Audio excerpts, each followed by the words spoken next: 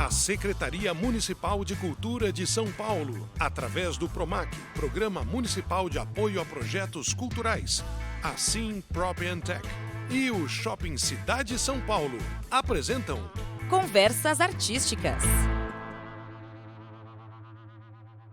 Salve, salve! Tirem as crianças da sala! Começamos agora mais um programa Conversas Artísticas. Aqui, Paulo Bonfá. E aqui, Maiara Bastianello, iniciando agora mais um episódio produzido em colaboração com o Céu Jaguaré, através da sua coordenação de cultura. Nós montamos o estúdio no palco do teatro, deixamos as portas abertas para a comunidade, para os estudantes. Eu falo, tirem as crianças da sala, mas na verdade as crianças têm que vir para a sala e ouvir essa conversa, como você que está aí. Conversas Artísticas, você já sabe, né? É uma série de programas dedicada a percorrer as mais diferentes manifestações culturais, sempre com a ajuda dos nossos convidados especiais. Sim, e ele já está conosco, apresentá-lo-ei usando uma mesóclise. Vitor Camejo, seja bem-vindo. Obrigado, Michel Temer. Muito obrigado, Paulo Bonfá. Obrigado, Michel Temer, pela criação da mesóclise. Obrigado, Maiara. Que legal estar aqui. Mais uma vez conversando nesse projeto maravilhoso. Então, que bom ser recebido aqui e espero que vocês gostem do papo. Bom, Vitor, vamos falar um pouquinho sobre a tua atividade para situar o público sobre o que vem pela frente? Talvez as pessoas reconheçam esse nome associando a pessoa de alguém que vai para o palco se apresentar como um artista de comédia na modalidade do stand-up comedy, que é uma das suas atividades. Talvez as pessoas tenham visto o seu nome nos créditos de um programa de televisão como roteirista, na atividade de criação. Como é que você define o seu trabalho atual? Ah, rapaz, eu defino com muito desespero, né, moleque? Mas eu trabalho com comédia de forma geral. Então isso se envolve desde o palco até a escrita de roteiro ou desenvolvimento de algum projeto no sentido de produção, já que eu já fiz também produção de elenco, de casting.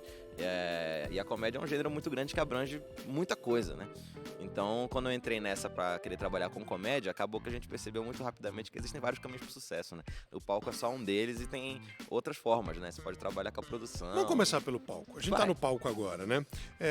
Quando você subiu, pegou um microfone pela primeira vez, quanto tempo de preparação você tinha e quanto demorou para você perceber que essa é uma atividade que não tem fim, né? Que você sempre pode mudar alguma coisa, modificar, melhorar. Como é que é a sua experiência falando do artista de palco? Pronto, foi a minha primeira experiência com a comédia, foi pelo menos assim, oficialmente, né? Porque eu gostava muito de escrever, mas eu escrevi algumas coisas engraçadas e tal, mas eu não sabia que isso era um trabalho, nem era uma coisa. Eu fazia isso como uma brincadeira. Mas um dia abriu um bar de comédia em Belém do Pará, eu sou de lá, e a gente foi assistir o show, porque era um lugar que a proposta dele era ser um bar com comédia. Essa figura do Comedy Club que a gente tem hoje era muito incipiente, era muito... Pra galera que não teve a chance de visitar, né? O nome em inglês Comedy Club é de um espaço... o famoso clube de comédia, né? Específico para apresentações de comédia. Ah, mas não tem um dia que vai um cara com violão cantar bossa nova? Não, nesse caso, não. Ele é um bar... monotemático. Isso, ele é um bar cujo o voz e violão é um comediante que vai contar piada pra você. E esse bar específico, ele era de um comediante paraense que ele... batia os canteiros e cabeceava, porque ele era sozinho. Então ele atendia as mesas, ele pegava os pedidos e ele era o comediante ao mesmo tempo. Então ele não conseguia fazer tudo. Então, em um determinado momento da noite, onde ele estava ocupado com os afazeres do bar, o microfone ficava aberto e tinha uma promoção que quem fosse no palco e contasse uma piada ganhava uma cerveja. Ok, já era um estímulo para você se colocar. Para alguns até. E aí a galera... E por algum motivo se criou uma atmosfera no bar que não havia julgamento. Era tipo karaokê. Sabe quando o karaokê, quando a pessoa canta mal e todo mundo aplaude? Parabéns. Mesma coisa. Se a piada fosse ruim, não tinha julgamento. A coragem era subir no palco. Ele merece a cerveja porque ele subiu no palco. Haja estoque, hein? Desse jeito todo mundo pode. É isso. E aí a gente ia e tava eu, o Rominho Braga, o Osmar Campbell no dia. Nós estávamos juntos. E o Murilo Couto. A gente estava junto nesse dia. E o Osmar numa mesa, o Murilo em outra e o Rominho em outra. Ou seja, hoje 4 nomes que também as pessoas podem reconhecer, que formaram um grupo, né? O Em Pé na Rede, e que tem atividades diversas com humor. E a gente tava nesse rolê, eu não queria subir no palco. E aí os caras ficaram, não sei o que, e um deles me anunciou, simplesmente. Agora com vocês, Vitor Camejo! E me arrastou pro palco, eu contei uma piadão do salão, Piada de salão é aquela piada piada estilo Ali clássica, Toledo. piada de gaúcho, que eu não lembro mais nem qual era. E uma briga que eu tive com um vendedor chinês na 25 de março, porque eu não sabia que existiam chineses na 25 de março. Na época eu tava no Pará. E a galera riu. E o dono do bar falou, pô, foi legal, venham amanhã de novo. Foi legal, vocês mandaram bem aqui. E aí eu voltei. E ele falou, vem semana que vem. E eu só tô voltando até hoje. Mas continua o pagamento em cerveja ou Não, realmente... não, agora já melhorou isso que um eu ia pouquinho. falar. Quando que começou a virar uma profissão isso aí? Foi, acho que mais ou menos com um mês, assim, que a gente começou a ir sempre, porque a gente começou a fazer uma brincadeira entre nós, que era, ó, então semana que vem cada um traz uma piada nova e sem contar pros outros, a gente vai ver no palco. E aí a gente voltou na outra semana e cada um tinha uma piadinha a mais que tinha levado. E aí a galera começou acabou virando a nossa onda, a gente acabou virando a galera, os meninos do bar, que vão sempre. Aí a galera começou a comentar, tem uns moleques que vão sempre, que são muito engraçados. E aí a galera começou a ir pra ver a gente. E o primeiro cachê nosso foi R$25, que o cara pagou a gente, R$25 numa noite. Ele falou, ó, vem semana que vem, vai ser legal. Eu falei, pô, mas não tem mais piada, acabou a piada. Ele falou, não, faz a mesma coisa que vocês fizeram agora e repete. Também são diferentes. Exatamente, nem essa noção a gente tinha. E aí ele falou, volta semana que vem. Aí voltamos. E aí começamos a montar o grupo, a fazer o...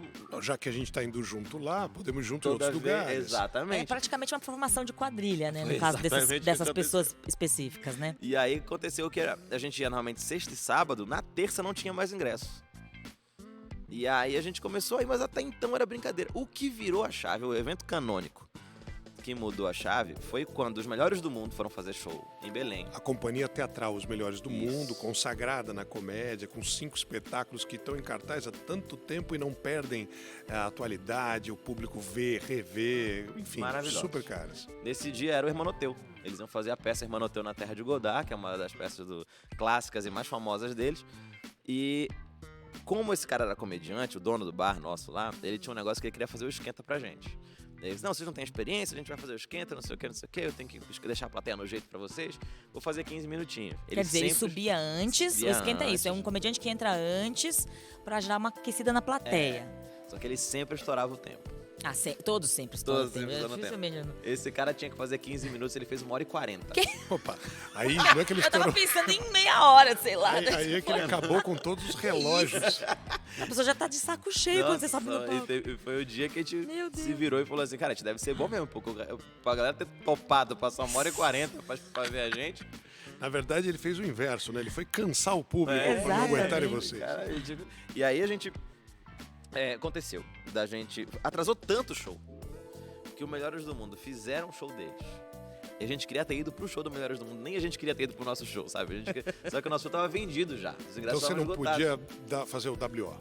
E aí eu não podia. Só que atrasou tanto que deu tempo deles fazerem a peça, saírem do teatro, darem uma errada pela cidade e entrarem no bar que a gente tava. E aí quando a gente subiu no palco, o cara parou o show mais uma vez pra anunciar que o Pipo e o Helder estavam na plateia.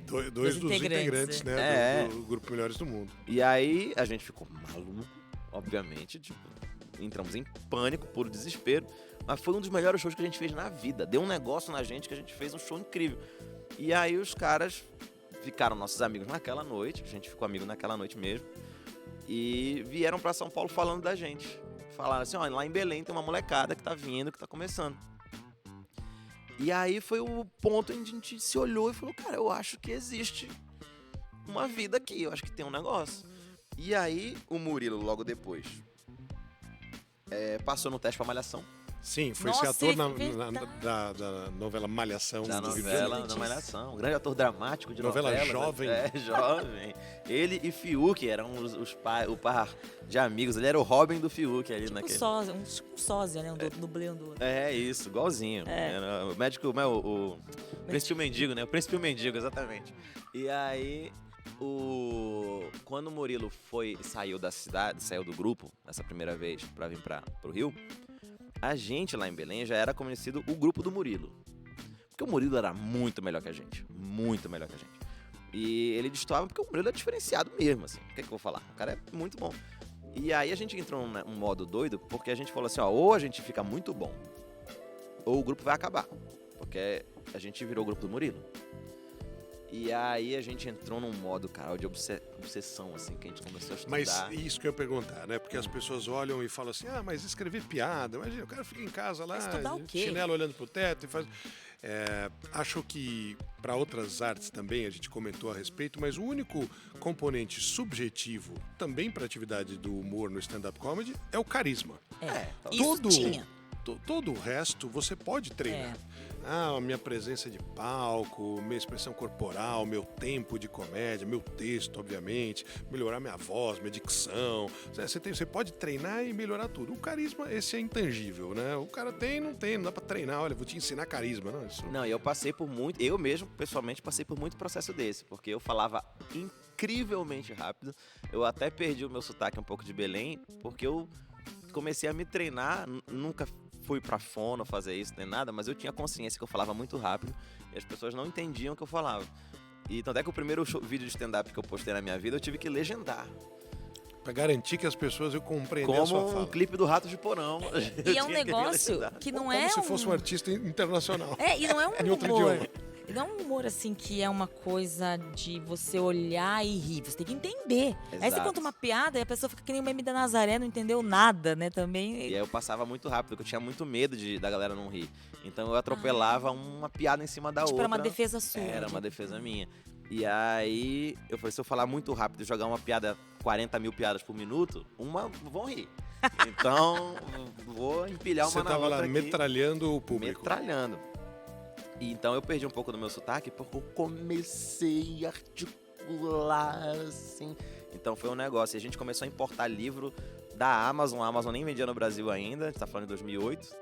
E aí a gente juntava a vaquinha e a gente comprava um livro todo mundo. E cada um ia lendo um pouco e passando. Você tá falando sobre técnicas de roteiro, Técnica de história roteiro, de outros escrita comediantes. de comédia. Tinha um livro que foi muito legal pra gente na época, que era um livro chamado Step by Step to Stand-Up Comedy, do Greg Dean, um livro verdinho, assim, que eu nunca mais vi, mas na época foi bem importante pra gente, assim, que a gente entendeu que tinha uma técnica do negócio. Era... Que é o passo a passo do stand-up, né? Era isso, o passo a passo pro stand-up. E a gente começou a trabalhar, a entender e começar. Mas a gente tem o Cláudio Torres Gonzaga que me ensinou isso. Que a gente chama senso de humor por um sentido, por um motivo, né? Que a gente tem esse sentimento de que algo é engraçado, né? É o nosso senso de humor. Então a técnica nada mais é você conseguir colocar no papel esse sentimento que você tem de que tal coisa é engraçada, né? Então, isso começou a vir pra frente. O Murilo, depois de um ano fora de Belém, voltou pra fazer um show com a gente. Por coincidência, junto com os melhores do mundo, em Belém. E o show foi, assim, uma multidão de pessoas, porque o menino da Malhação estava na cidade. Gente a dar com o pau, assim, na rua. E a gente fez o show e o Murilo foi o pior da noite. Pô, ele não tava lendo os livros que não tava vocês estavam estudando. lendo. E aí a gente foi o pior da noite. E aí foi o momento que ele virou pra gente e falou, galera, partiu São Paulo todo mundo. Deu de Belém, vamos pra lá. E a gente ficou, mano, tu acha? Ele falou, não, dá muito, pode ir, vamos. E aí todo mundo foi ficando na casa dele. Eu mudei, uma semana depois o Omar ficou na casa dele também. Todo mundo junto, a gente dormia no tapete da sala dele, igual uns dois gatos enrolados assim. E aí fomos vindo. E logo depois o Rominho ficou de castigo em Belém, porque o pai dele não deixou ele mudar pra São Paulo, porque ele não tinha se formado.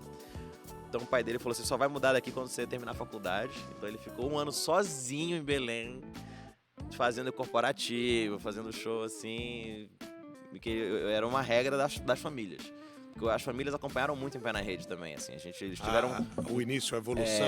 Tiveram um cuidado, tipo assim, todo mundo teve que se formar antes de virar artista. Foi essa de ficar metendo louco aí, sem plano B, sem nada, todo mundo teve essa regra, e o Rominho foi que era o mais novo de nós, então ele ficou um ano para terminar o curso dele. Ele fazia era multimídia, publicidade e multimídia, era um curso que tinha lá em Belém envolvido com publicidade. E aí nós viemos pra cá, pra São Paulo, e logo depois eu comecei a cair na sala de roteiro da Band. Então, aí tem uma questão importante, né? Porque muitas vezes você tá na carreira, mas você ainda não está estabilizado, você não tem a frequência, você não tem os cachês, né? Que te permitam não ter uma atividade paralela complementar, ainda que seja na própria área, né? Você falou agora de um caminho. Eu caí numa sala de roteiros da Band, né? Uma emissora de televisão que tinha a sala de roteiro, na verdade, é literal, né? É uma sala para a reunião dos roteiristas para atração A, B ou C. E Sim. qual era a tua sala de roteiro? Antes disso, só uma ressalva, que é essa transição de carreira que você falou, as pessoas, muitos comediantes que estão começando, chegam pra mim e falam, não, eu já não aguento mais o meu trabalho, eu quero sair. Porque eu já me encontrei na comédia e tal. Muito bem, ótimo. Eu me encontrei na comédia e passei mais 3 anos trabalhando com um negócio que eu não queria também. Que era, eu cheguei a trabalhar, eu formei em Direito. Então, só que no segundo semestre eu já comecei a estagiar. No final do curso, eu já fazia tudo que o advogado fazia, só não podia assinar. Mas é porque eu fazia tudo. Então, eu cheguei a trabalhar com a presidente da Comissão Nacional de Direitos Humanos da OAB. E eu eu já era mais social, assim, eu sempre gostei dessas paradas, assim, isso acabou refletindo no meu trabalho. Então eu trabalhei com a presidente da Comissão Nacional de Direitos Humanos da OAB, trabalhei com uma advogada militante trabalhista que era sindicalista, a gente sempre foi envolvido nesse tipo de coisa. E de uma forma ou de outra, a escrita também estava presente. Estava envolvida, né? Porque sim, o bacharel sim. em Direito, o advogado, está acostumado a ler e escrever peças jurídicas. E aí no final eu comecei a trabalhar no gabinete de uma desembargadora, lá no TJ lá de Belém. Demorou muito tempo, cara. Eu fui virar comediante só com quase 3 anos e meio. Fazendo comédia. Fazendo direto, toda semana. Então, você, meu jovem padawan que está ouvindo a gente agora, calma, cara. Pelo amor de Deus. Mas muita gente pode se testar de outras formas, claro, né? Você não é pode uma se regra. gravar com um telefone exato. e você mesmo se avaliar. Você pode assistir muita coisa sem sair de casa, né? Gratuitamente, através das plataformas. Tem shows gratuitos Inclusive, em muitos hoje, lugares. essas portas de tecnologia hoje democratizaram muito e facilitaram muito essa transição. Antigamente o meu era palco TV. A internet não estava tão forte assim, o YouTube já existia, obviamente, mas não era algo tão presente, tão democratizado quanto é hoje, eu acho. O TikTok não tinha, então o Reels não existia, então você tem várias ferramentas hoje que eu não tinha na época. Eu tô falando porque também, obviamente, você também pode estourar hoje em dia com uma semana de comédia e ficar milionário como o Whindersson. Parabéns, mas caso não aconteça e você esteja 3 anos trabalhando no escritório, meu amigo, calma. Existe vida pra caramba depois disso, então fica tranquilo. E aí, no final das contas, a gente saiu, eu caí na sala de roteiro do Agora é Tarde, da Band, que era o programa do Gentili. O talk show que o Danilo Gentili começou a fazer, Começou na a fazer na Band, eu entrei com 1 ano de programa, mais ou menos, ele precisou de uma reformulação na sala de roteiro, e precisava de comediante. E roteiristas de comédia que escreviam piada mesmo, era um material humano muito escasso. Ainda é, né? Mas naquela época era pior ainda. E é uma outra frente de trabalho, né? Acabei que eu entrei em outro lugar, além do palco, que era escrever piadas para outra pessoa. E aquilo, apesar de você não estar naquele momento num palco ou na frente das câmeras, te dava prazer também. Uma coisa que trabalhar com humor, né? É. Eu sempre tenho uma coisa que eu falo pros amigos, assim, quando a gente tá num momento aquele momento de desilusão artística ou de tristeza, ou que a gente tá achando que a gente não dá, aquele drama, o drama do artista, né? E eu falo pra galera assim, gente, a gente trabalha, a gente ganha a nossa vida contando piada pros outros. Vocês têm noção do que é isso? Isso é um privilégio. Pelo amor de Deus, é um negócio que se contar no mundo quando as pessoas fazem isso, você conta nos dedos. É uma doideira. Não interessa se você tá, mas eu queria ser um artista que vai lotar grandes palcos pelo Brasil. Cara, tudo bem, todos nós, mas você já tá escrevendo piada pros outros. Se você tá pagando as suas contas, fazendo isso, vivendo Pelo disso, amor de Deus. né? Porque a gente sempre fala muito aqui no Conversas Artísticas dessa história que muita gente... eu gosto de música. Não, eu quero ser um cantor. Mas eu não quero ser um cantor que vai estar aqui no Céu Jaguaré, no palco ali para 200 pessoas. Não, eu quero ser um cantor que vai lotar um estádio e você consegue se realizar. As pessoas não têm essa noção de que a pessoa que vai subir no palco para um estádio para 60 mil pessoas é uma em 1 milhão, 2, 3 milhões. Agora, o que sobra pro resto? Gente, tem muita coisa para fazer, muita coisa, né? E tem muita felicidade no meio disso, cara. Tem muita coisa. Muita realização também. Muita. Vou te dar um exemplo. A gente, na pandemia, eu tive um episódio muito que me gratificou muito. Foi naquele abre e fecha que teve na pandemia.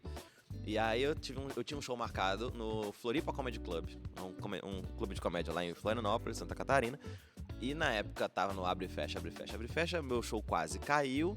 Eles abriram e acabou que o show aconteceu, porém com um limite de 30 pessoas. Era o limite que podia estar na casa com aquele distanciamento. Era uma mesa aqui, uma mesa lá no canto. E eu me apresentei atrás de uma barreira de acrílico, que ficou num aquário de acrílico fazendo show, as pessoas, uma distopia completa. E aí, dentro dessas 30 pessoas, eu não estava recebendo ninguém por conta das questões da pandemia. Uma pessoa pediu para eu abrir uma sessão. E a produtora veio e falou assim: Camejo, tem uma moça aqui que ela queria muito te ver. Porque ela é enfermeira intensivista e ela pegou a folga pra vir te ver. Ela trocou o plantão e veio te ver. Aí eu falei: não, tudo bem, vou receber. Ela chegou e aí ela falou pra mim assim: Camejo, eu queria muito te agradecer. Isso, a gente tava no auge da pandemia. E ela falou assim: vocês são o nosso remédio. Porque a gente tava cuidando dos pacientes na UTI, guerra completa, e às vezes a gente tem um intervalo de 10 minutos. Nesse intervalo de 10 minutos, a gente coloca um vídeo de vocês, dá risada, e a gente volta bem Pra seguir na batalha. pro inferno que tá aqui Olha isso. dentro. É uma recompensa, né? Você ouvir uma Exatamente. coisa Agora, dessas. como vocês... como as pessoas têm a coragem de dizer que comédia não tem função social.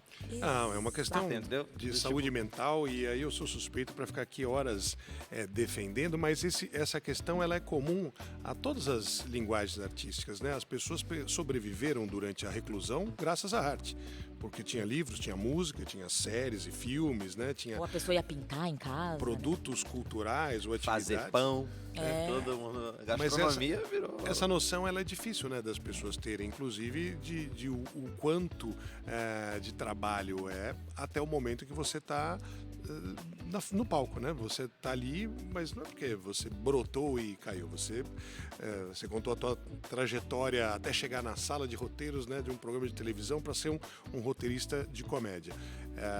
Esse tempo todo você teve que se virar e correr atrás, e incertezas e tal. E acontece com o bailarino que não sabia se ia ser contratado na audição porque tem poucos corpos de balé para ser um profissional da dança. E acontece com o maestro que tem que dominar um instrumento, depois estudar mais 10 anos para poder reger a orquestra. E as pessoas às vezes perguntam: mas você só faz isso ou você trabalha? Exatamente. Você só faz show ou você trabalha em alguma coisa também? Não, e tem 2 pontos. Por exemplo, veja, esse episódio aconteceu num show para 30 pessoas. Ou seja, num universo de 30 pessoas, teve pelo menos uma vida que foi transformada ali naquele... Isso é muito grande, gente. É muita coisa. Não preciso do Morumbi lotado, não, pra fazer sucesso, pra impactar a vida das pessoas. Isso pode acontecer no céu aqui de Jaguaré, pode acontecer num comedy club, num barzinho pra 10 pessoas, pode acontecer em qualquer momento, a gente não tem controle disso. E aí tem outra questão, que é, depois que eu virei roteirista, eu escrevi pra vários programas, eu transicionei mais uma vez pra produzir o meu próprio conteúdo no meu próprio canal. Bem também no contexto da pandemia, onde, por conta da pandemia, meus shows caíram e eu comecei meu próprio programa na minha casa, que é o Jornal de Casa, que foi o que transformou a minha vida na pandemia, ali naquele contexto. Eu tava... aí eu aprendi a ser produtor, roteirista, apresentador, diretor, sabe, editor e cinegrafista, sonoplasta. Tudo ao mesmo tempo, sonoplasta. E aí a gente percebe que a parte de subir no palco e fazer o show é a parte mais fácil que tem. É tranquilo, é a melhor parte, meu irmão. A gente cobra o dinheiro não é por fazer o show. A gente cobra o dinheiro pelo que tá por trás, é pela escrita do roteiro, é pela sessão de fotos que a gente tem que fazer que é chato, é pelo vídeo convite que a gente tem que gravar pra chamar as pessoas pra ver o show. Tem tudo isso. Meu Deus, é muita coisa, cara. Tem um sem número de atividades muito chatas. Você achando que é só subir no palco e fazer um negócio, esquece, que não é só isso. Essa parte aí é a parte que a gente faz de graça. A parte que dá dinheiro mesmo é a parte que é todo por trás do negócio. Existe a contabilidade que eu tenho que fazer, eu tenho que saber a porcentagem da nota fiscal que eu vou emitir pra fazer o show, as burocracias que tem por trás. Então é um trabalho, cara, como qualquer outro. E que também pode ser visto como algo que te credencia a prestar serviços, né? Prestar outros serviços. Você pode ir lá e fazer um show contratado por uma empresa, por exemplo, por um grupo de convidados daquela empresa numa ocasião X. Eu já escrevi publicidade, por exemplo. Você é chamado para, esse cara tem ideias boas, ele faz lá roteiros de comédia, vamos ver se ele nos ajuda a pensar algo diferente para uma campanha. Por exemplo, eu saí de Belém do Pará e escrevi no comédia. Eu posso citar as empresas para quem eu já prestei serviço? Não tem problema? Sem problema. Então, e aí eu já participei de campanhas de Bic Americanas, Eisenbahn, Listerine, empresas grandes, que procuraram a gente por conta da escrita de humor, especificamente, né? Queria uma linguagem especial ali pra internet, a gente trabalhou, né, em parceria com o pessoal do Porta, pra fazer essas campanhas assim. Então foi bem maneiro, bem gratificante. Então, tipo, cara, tem sem número de coisas assim. Tem muita coisa pra fazer. Mas até isso é complexo, também é um pouco chato. Por exemplo, você vai escrever uma campanha para uma determinada empresa, você vai lidar com pessoas que não são da comédia. A comédia gera medos nas corporações. Sim, de cancelamento. De tal. Inclusive, eu tenho até uma posição que é um pouco polêmica entre meus colegas, que eu falo que cancelamento não existe. Existem crises. Gostei. Cancelamento pra sempre. Não tem. Não é. Ninguém é cancelado. Assim, salvo um ou dois, mas ninguém é cancelado pra sempre. Pra sempre, não. A gente tem vários criminosos aí que batem foto até hoje com as pessoas. Então, gente. Quem está conosco neste programa hoje é o Vitor Camejo, comediante, roteirista. E quando você tem a experiência de escrever para outra pessoa, você talvez consiga ter a noção de como seria se alguém escrevesse para você, que é o caso do ator. Às vezes você tem o intérprete de comédia que não escreve nenhuma piada e tá num filme, tá numa série. Ou às vezes também, né, comediantes de stand-up que não escrevem o que expõe no palco.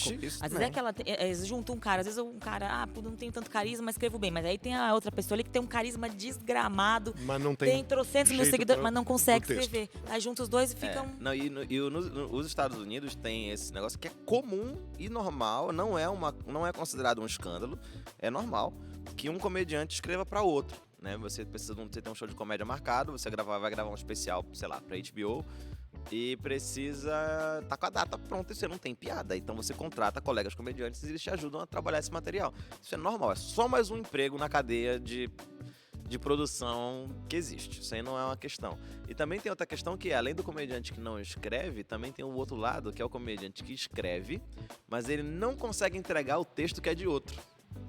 Ele não consegue interpretar algo que não saiu da cabeça dele. Eu já trabalhei com comediantes assim, que tinham extrema dificuldade em conseguir colocar na sua boca um texto que não foi ele que escreveu. E quando você escreve com a voz da tua cabeça, né? Ou às vezes também contando com outros recursos. Por exemplo, a gente tem comediantes que são que você olha e fala, nossa, esse cara poderia ser um bancário, o jeito que ele fala. Já tem os outros, o Murilo é um cara muito performático, exatamente, né? Ele não sei o quê. Então, até mesmo são estilos diferentes ali, né? Dentro aí eu vou te dar um exemplo. Mas aí no caso dele não é um defeito, é porque ele pensa fora da casinha mesmo. O Rafa Portugal, quando eu escrevia A Culpa é do Cabral, a gente escrevia pra todos eles. O Rafa não fazia uma linha do que a gente escrevia. No início eu ficava maluco com ele. Pô, eu fiz o roteiro e cadê o uso do meu trabalho? Não falava nada. Só que quando ele falava o que ele pensava na hora, cara, a galera explodia. Então, assim, eu não tinha nem por que falar nada. Eu falei, não, o cara é incrível mesmo, e arrebentou, e foi isso. E por outro lado, então assim, existem várias maneiras também. O roteirista não pode se apegar ao que ele fez, não. Você vai mudar coisa, isso é parte natural do processo. E tem dois tipos de artistas, né? Que é o cara que destrói o teu texto e o cara que melhora o teu texto. Mas nunca o teu texto vai ficar igual. Ele sempre vai ou piorar ou vai melhorar. Então você tem que ter a humildade de deixar o cara melhorar, né? Porque às vezes a vaidade pega, né, também, né? Você fica trabalho autoral, né? Você está criando ali e está executando. Mas isso é comum também quando a gente pensa no processo, né? O cara que escreveu a peça de teatro e aí o diretor que deu um molho diferente, aí o ator que entrou com uma outra história, e quando o cara vai ver a estreia, eventualmente não é exatamente a cabeça original que ele tinha para aquele assunto, mas ficou bom ou ficou diferente, nem melhor nem pior, só ficou diferente, né? Para quem está ouvindo a gente, né, especificamente estudantes, né, que, puxa, o que eu vou fazer, como eu vou fazer, hoje tem uma questão de que todo mundo pode ou pensa em algum momento, eu quero ter meu canal, eu quero ter o meu conteúdo, eu vou ser youtuber, né, uma profissão, independente do que seja, né, mas falta essa noção, talvez, do estudo.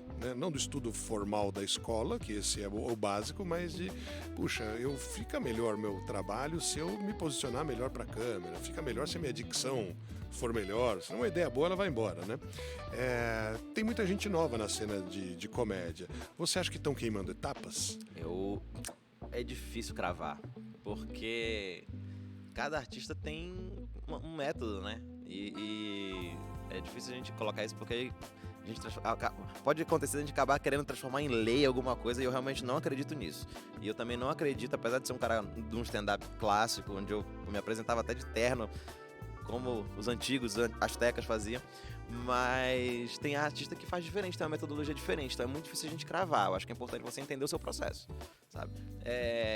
Acho que às vezes, e esse processo, ele... Eu digo no sentido de se lançar sem estar pronto. Mas queimar a etapa mas o que é estar pronto, sabe? É difícil a gente cravar. Por exemplo, teve muito comediante, colega meu que... Pra não desistir. E eu tô falando isso em benefício das pessoas. Claro, Fala assim, claro. eu fui, eu tentei, não deu certo. Não, mas não deu certo porque você não tava no ponto de começar a se provar, a se Uma testar. vez eu tive uma conversa com o Thiago Ventura e ele falou pra mim assim, Camilo, você ficou muito tempo em sala de roteiro. Você tinha que ter saído antes. Até posso concordar às vezes, mas eu não me arrependo do tempo que eu fiquei. Porque eu acho que me ensinou muita coisa, eu aprendi muita coisa, eu tive muita experiência. Então eu gostei muito, sabe? E ele fala assim, você ia estar muito mais rico se você tivesse saído antes. Tudo bem, mas eu não me arrependo. Eu acho que cada um tem que ter sua trajetória. Exatamente, você tem que ter o seu tempo e você entender o que é que você quer. O que eu me preocupo mais é, às vezes, essas etapas, esses processos criativos, estão sendo subordinados a questões externas. Vou te dar um exemplo. Reels. O formato Reels. do é um Instagram, formato de um vídeo curto. Isso, Te engessa. TikTok. Eu acho que te obriga a escrever de uma outra forma. Porque o punchline precisa estar muito... O setup precisa estar muito curto, porque você precisa pegar a atenção da pessoa em 1 segundo. Agora, só uma licença. Punchline, né? Aquele momento... Verdade. Lógico, O glossário, vamos temos o nosso explicar o termo. dicionário. É o o clímax da piada. É o alto. ponto alto. Então Desculpa. você prepara a situação para que no final, naquele momento, as pessoas riam, que é o objetivo da piada. Exemplo, o pintinho não tinha bumbum, foi peidar e explodiu. O pintinho não tinha bumbum, é o setup que a gente chama. Foi peidar e explodiu, é a punchline, a parte que faz você rir desta grande piada humorística. Como você deve estar gargalhando nesse momento. Calma, vou deixar você respirar um pouco. Pronto, como Simone faz, Simone Mendes que vai na música. E aí a gente... então assim, a piada tem que estar muito curta, você precisa pegar a atenção do espectador em 1 segundo. Então... altera a estrutura de escrita. O que é diferente, por exemplo, de quando você vai gravar um especial pro YouTube ou pro streaming, onde você tem 1 hora para trabalhar. Então, às vezes, você pode contar história, você pode fazer uma outra forma. Então, às vezes, o comediante está começando, ele fica treinado pra piadinha curtinha de 1 linha, as piadas de 1 linha, como a gente chama, né? E isso me preocupa um pouco.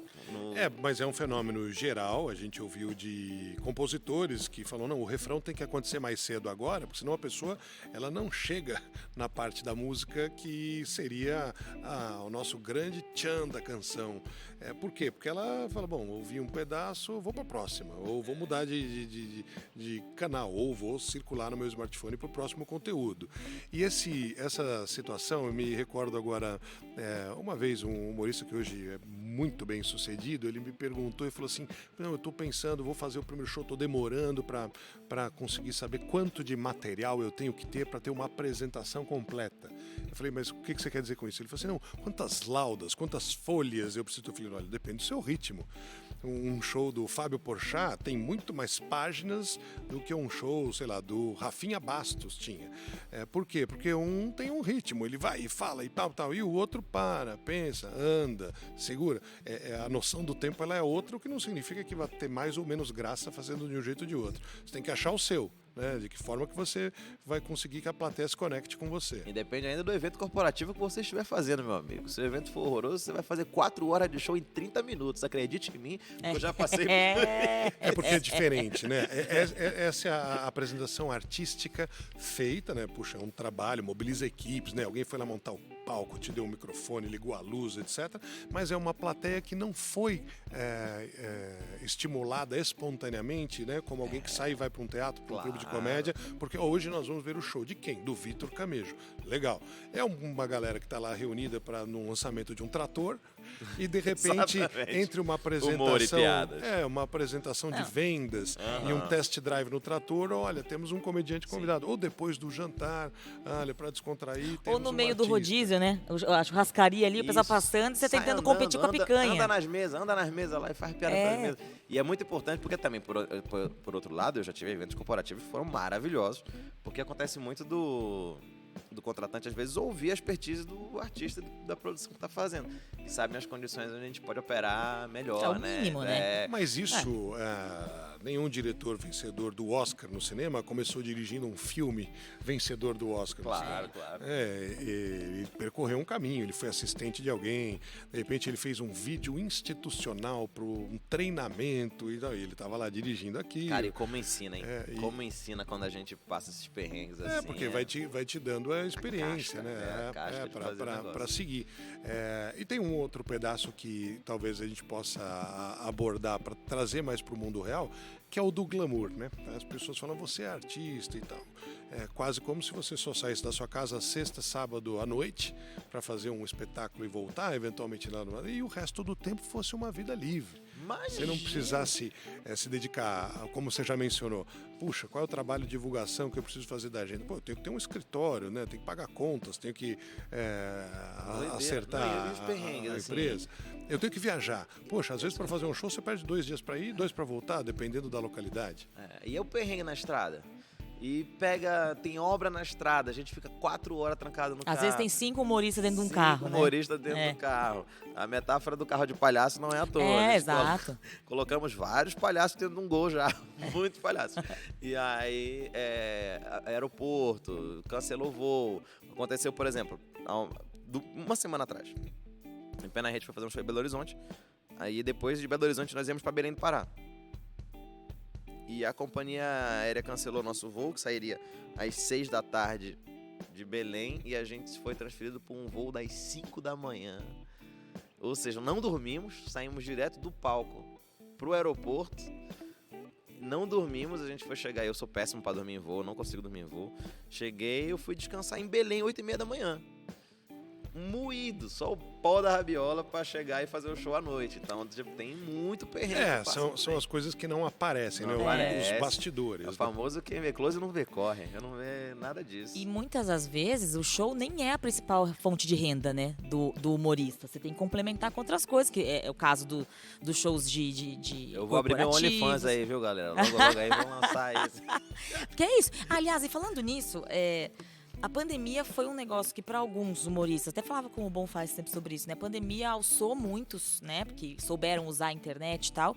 Por outro lado, a galera que não soube muito usar aquilo, não tinha show, caiu.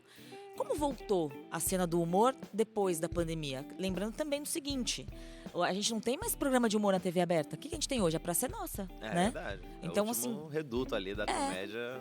E a TV a praça já nossa abandonou. Tão criticada, quem diria, hein, gente? Você fosse vê. transformar fosse ser a nossa aldeia gaulesa do Asterix ali defendendo a comédia. Mas é isso, só que a gente tem... Peraí, calma, me perdi Como voltou da pandemia, né? Pandemia, como é que ficou a cena do humor pós-pandemia? Voltou cheio de probleminha na cabeça, né? Teve várias coisas que eu percebi que falam muito sobre a gente enquanto sociedade, né?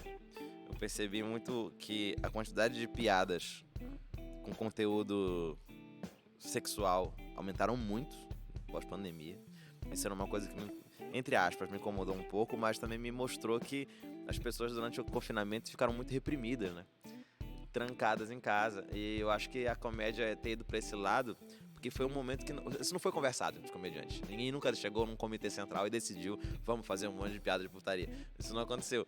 Mas eu percebia nos shows que tava muito forte, cara. O conteúdo sexual tava muito forte entre os comediantes e eles só traziam esse tipo de material. E me incomodava, porque eu também não tinha muita piada disso. Eu nunca fui muito de ter piada de sexo.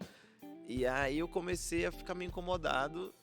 Por que isso tá acontecendo? E eu comecei a perceber que aconteceu da gente ficar muito reprimido em casa, né? Porque as pessoas ficavam literalmente trancadas. Então, foi um nível de repressão absurdo e, de repente, a comédia virou essa válvula de escape para desejos, anseios e pensamentos que estavam ali circulando na cabeça das pessoas.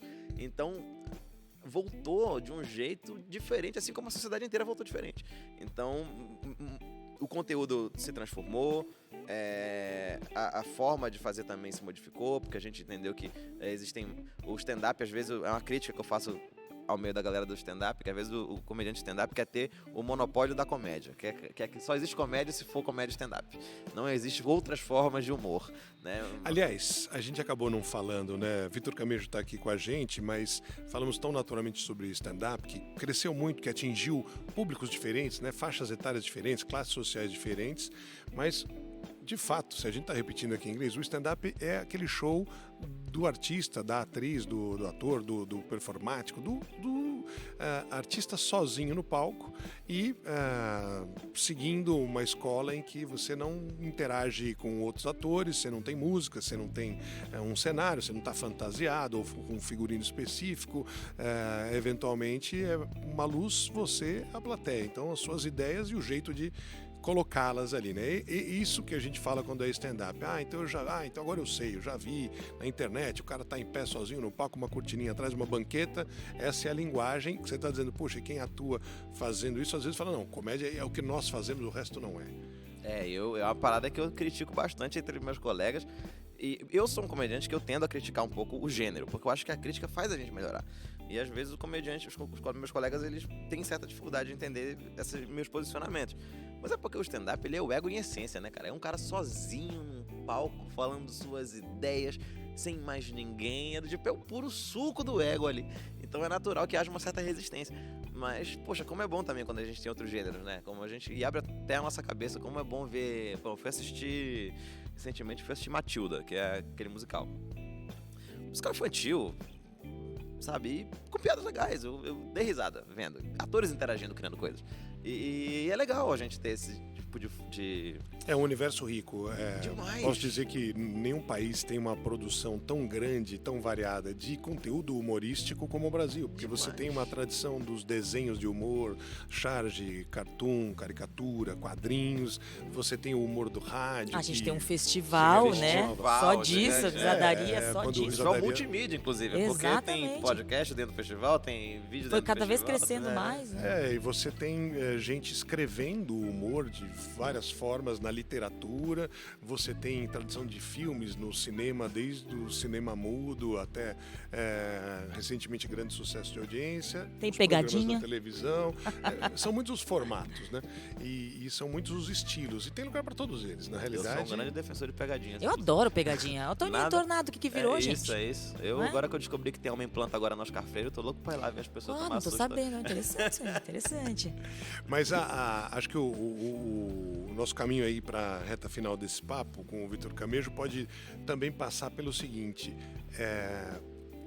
a gente vive uma realidade que está se modificando com muita velocidade, fenômenos também surgem de maneira efêmera, né? Faz muito sucesso de repente e aquilo cai no ostracismo depois. Receba. Mas para as pessoas que estão... Mas eu queria um ostracismo desse, viu? Esse ostracismo aí Desculpa, Paula. É que eu lembrei dessas coisas efêmeras, mas pô, né? Não, mas tudo bem, às esse vezes do Luva aí, velho. Eu queria estar no ostracismo com o Cristiano Ronaldo também. É o jogador que faz o gol histórico da final, vai ser lembrado o resto da vida por um gol que ele marcou. Você pensa no Adriano Gabiru, né? No Internacional dele 2007. Campeonato Mundial Interclubes de 2006. Em cima do Barcelona, Final, né? Então essa situação ela é recorrente, né? Os ciclos eles vão se substituindo, mas você tem esse caminho. O que você pensa de futuro, né? Porque você falou, puxa, um outro colega falou, não, você devia ter parado de fazer roteiros e investido mais na sua carreira solo, ou você gosta de outros gêneros de humor, de comédia, mas você está comediante no stand-up comedy, puxa, eu posso fazer outras coisas. Eu tenho audiovisual, mas posso ser um audiovisual como ator e não gravar só o espetáculo de comédia num palco? Cara, então, eu acho que justamente o céu é o limite. Porque a gente tem tanta mídia à nossa disposição, para o ano que vem eu quero começar a testar alguns projetos com música. Mas eu tô tentando achar o tom, porque é uma parada que eu não quero fazer. A minha maior referência é uma banda uruguaia que chama Quarteto de Nós, é uma banda que eu amo de paixão, a minha favorita. E eles têm... É uma banda que tem humor, mas ela não é necessariamente de humor, entende? Eu não queria que ficasse Mamonas, entende? Mas eu queria que ficasse divertido, que as pessoas dessem risada da ideia da música. Por exemplo, as referências que eu tenho são essas, que eu tenho uma ideia, uma das músicas, cada música dessa banda é uma história. Aí tem uma música deles, por exemplo, chama Si Soy Yo, que é sobre um homem que ele não decide nada. ele tá sempre em cima do muro, em todas as questões da vida dele, ele tá sempre ali, e ele fala, no ângulo da vida eu decidi ser obstetriz, ele fala que ele tá sempre no meio, ele nunca tá apaixonado, ele também nunca tá triste, então ele não se apaixona pra não se entristecer, então ele fica divertido na construção inteira da música. Mas a música é música. A música é pra ser cantada, pra ser É, ouvida. música Ela é não é um música. acessório. Não, é isso. Se um gringo ouvir, não entendendo a letra, ele vai... Vai, eu vi, é uma eu música, quero um que seja uma artista música musical. legal e que a galera que entenda, já que eu tô fazendo pro público brasileiro, se divirta também. Mas é isso porque eu ando curioso de tentar testar outros formatos que quebrem esse lance do stand-up em si. Porque não tem por que a gente se restringir a isso, sabe? Mas, por exemplo, eu já vejo isso com o Afonso Padilha, por exemplo, que agora escreveu o livro.